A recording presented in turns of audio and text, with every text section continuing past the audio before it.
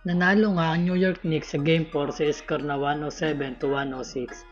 Sinagip ni OG Anunoby ang Game 4 para makabante sa 3-1 standing. A chance to get it. Fox has it inside, blocked by Anunoby. He gets it, fires up a three. Got no good. The shot is gone. It's gone.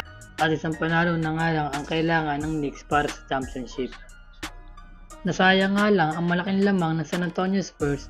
Gandang simula na sana para sa Spurs dahil sa mainit ang shooting na kahit sinong tumira ay pumapasok. At marami nga ang nag-aakala lalo na sa first half pa lang ay makukuha na ng Spurs ang Game 4 dahil parang imposible nang mahabol ang kalamangan ng Spurs. Biglang nagbago ang takbo ng laro, nagkaroon na ng adjustment para sa Knicks. Sa pagpasok na second half ay unti-unti na nanlamig sa 3-point area ang San Antonio Spurs at puro turnovers na ang naitala ng Spurs.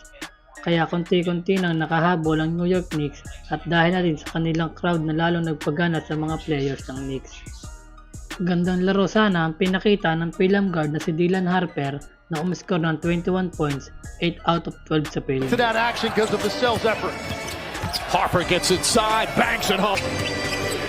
Fox to Harper. Harper, three-pointer. That's good. Harper again, attacks, turns, shoots, scores. At nasabi nga ni Wembanyama sa isang interview na masakit ang pagkatalo nila sa Game 4 pero hindi pa rin sila nawawala ng pag-asa. Give up our leads, just as simple as that. It just hurts. Marami din ang sinisisi si De'Aaron Fox dahil sa huling segundo ng Game 4 ay tinira pa nito ang bola. At nabanggit niya sa isang interview na kaya niya pinilit tira ay ma-outra niya si OG Anunoby at makakakuha pa siya ng end 1 ngunit hindi nga ganoon ang nangyari.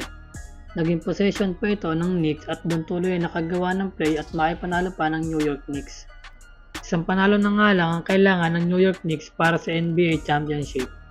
May extend pa kaya ng San Antonio Spurs ang laban at mapapakabot pa nila ng Game 7 o tatapusin na ng New York Knicks ang laro sa Game 5? Ano sa tingin niyo mga boss?